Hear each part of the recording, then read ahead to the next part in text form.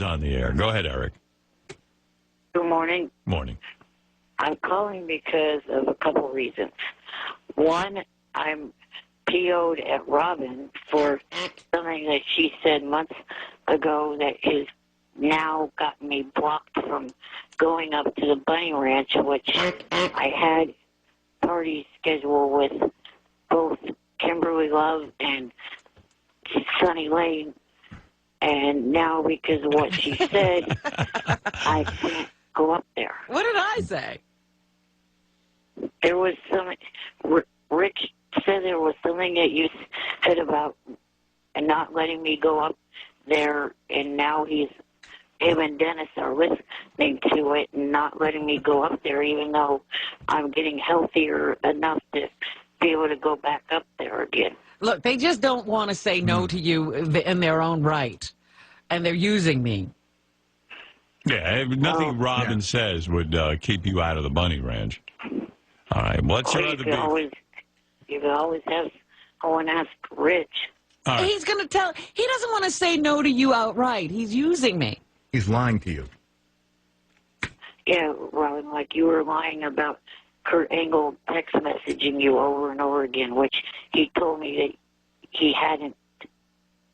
Right. Okay. Whatever, Eric. All right, Robin, will you retract your statement? No. All right, you're keeping it. I'm keeping it. She's like JD with Bronny. All right, Eric, thank you for the call. Or wait, also, I'm pissed off at Artie because the fact that it doesn't seem like he's going to be doing this San Diego show in December, which I was, by the way, I got to say, I really finally have opened my eyes. Eric is one of the most selfish individuals. Oh, yes, He's a everything's about user. him. He is. I mean, Eric is a character.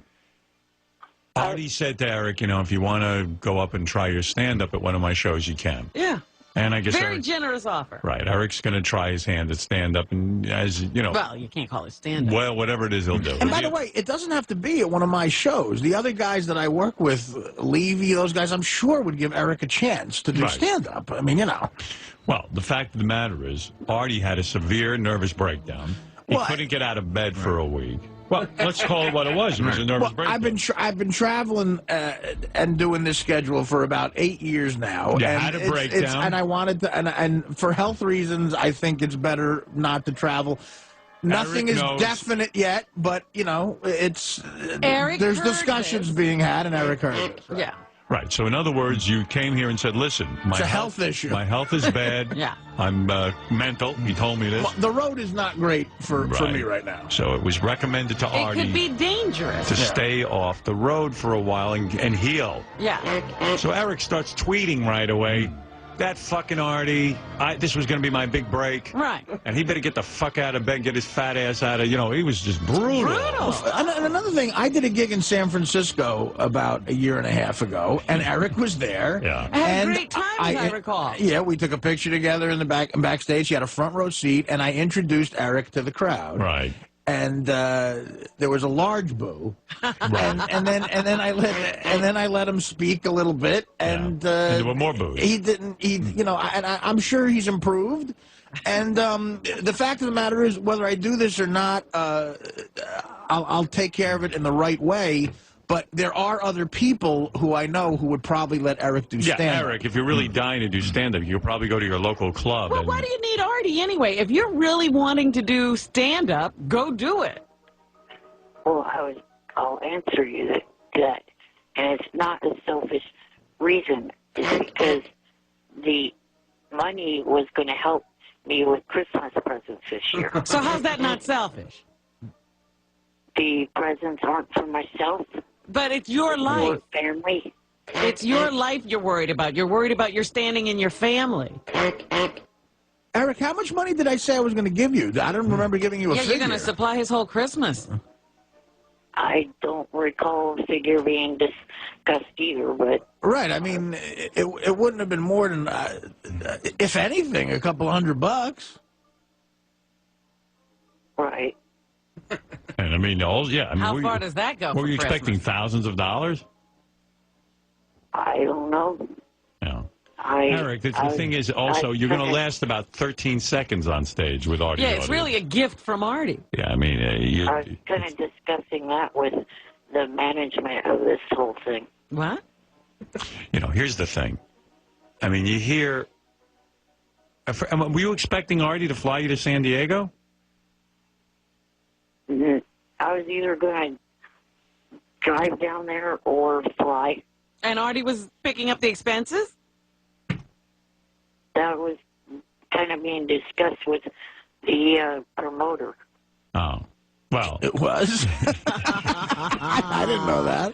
I mean, the point is you probably would have lost money on the gig. Anyway. Yeah, Artie, welcome to Eric's All in Your Business. Yeah, right. Welcome to Johnny Fratto's world. Listen, I feel for you. There's a few local gigs I'm definitely still doing. Johnny has nothing to do with it. Right. No, He's not even in the middle of it. I know. We're making an analogy. You missed the joke. I'm doing the Beacon Theater November 6th. You absolutely cannot do that.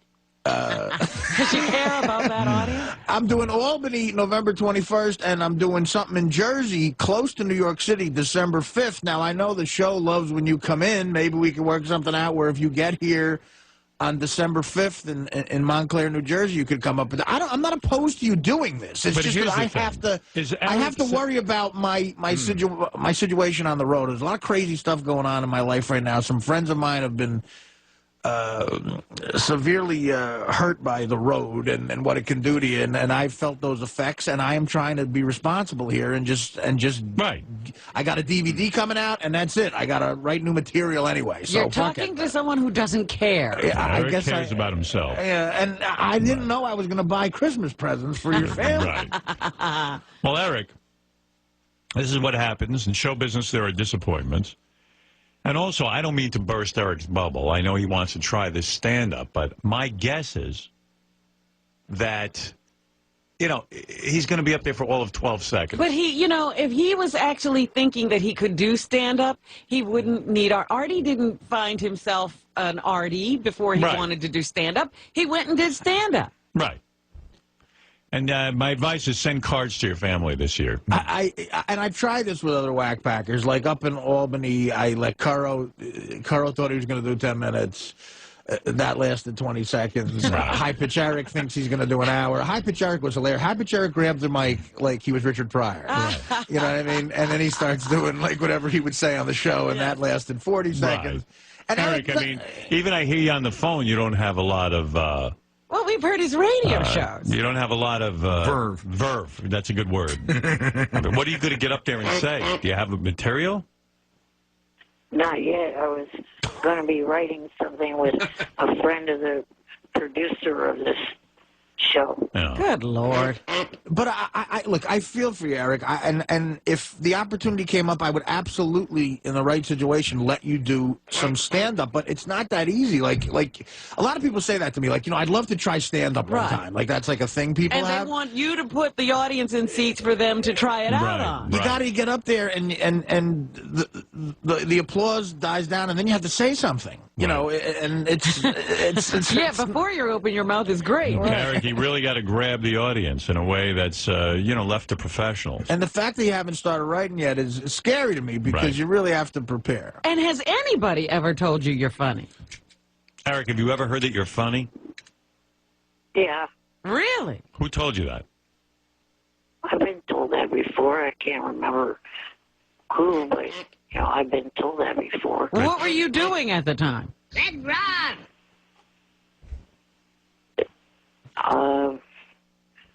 Somewhere, I don't remember. All right. Hey, Rich from the Bunny Ranch is on the phone. Yes, Rich. Hey, Howard. How are you? All right. Howard, I just wanted to call and tell you that Eric has been calling me asking to come to back to the Bunny Ranch. Mm-hmm. Now, you may recall a few months ago, I flew to Sacramento to have coffee with the guy, and he totally blew me off, didn't want me in his driveway, etc. And Robin was really adamant about him never being allowed back. So I would like to extend an offer to Medicated Pete. If he would like to come here, I'll set him up with Sunny Lane and all the other girls Eric has fantasies for, but we don't really want Eric back since he treated us that way. Wow, Eric. See, Eric, it wasn't me, it was you. You didn't let Rich from the Bunny Ranch into your driveway. Well, it's what she said, like I said. No, it was you. You pissed him off. But he was listening to what you said about you were adamant about me not returning. But he So- didn't like so how it's you Robin's treated fault. him. Well, I guess you kind of said he should Well, never I be just told him allowed. what I would do in the situation. He Oh. can make up his own mind. He's a grown man. But Eric, you take responsibility. You treated him like crap. Yeah, why didn't you let him in your house? I didn't know how my parents would react to something like that. No. Well, then you Someone don't like need that? to go What am I, a there. leper? Yeah. Well, You're working a whorehouse. Big deal. Eric likes So- to go there. Oh, he loves to come here. So anyway, Eric, sorry, dude, but I'm going to extend all of these offers that I otherwise would have given you. Oh, poor Eric. Oh, That's a real nail in your... Never mind. man. That's terrible. That's awful. I feel for you, I Eric, can but see you where brought Eric it was, on yourself. Eric was just nervous that Rich might say something inappropriate around his parents. Look, here's the deal.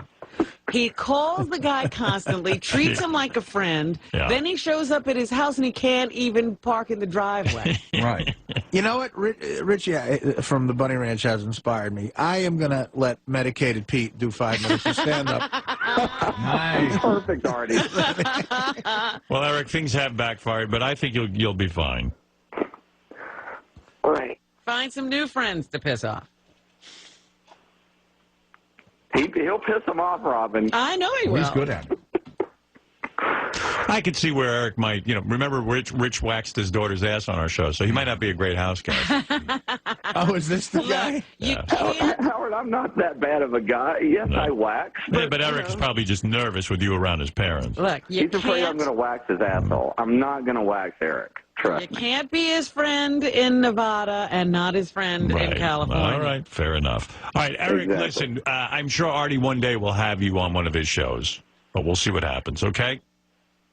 Okay. All right, thank Thanks, you, Eric. guys. Thank And you, Rich. Will, get back with me, and I'll hook up Medicated Pete. All right, thank Wow. you. All right, bye. Bye, Howard. Does See you that- later. Does that piss you off, Eric? Bye. Oh, Oh, he doesn't even want to talk anymore. goodbye. Man. Well, wait, I didn't really hear what. I said, does that piss you off that now he's friends with Medicated Pete? Yeah, that's annoying. No, I'd be annoyed.